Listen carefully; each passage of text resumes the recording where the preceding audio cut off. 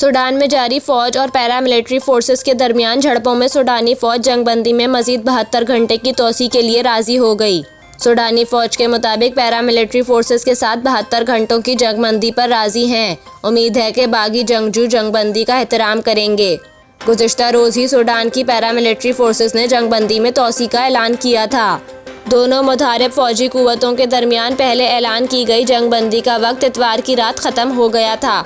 वाज़ेह रहे कि सूडान में फ़ौज और पैरामिलिट्री फोर्सेस के दरमियान 15 अप्रैल से जारी लड़ाई में अब तक 500 से ज़ायद अफराद हलाक और 4000 से ज़ायद ज़ख्मी हो चुके हैं। अक़वाम मुत्तहिदा का कहना है कि सूडान से अब तक 45,000 अफराद नकल मकानी कर चुके हैं, जबकि खदशा ज़ाहिर किया गया कि लड़ाई जारी रही तो 2,70,000 अफराद मुल्क छोड़ सकते हैं।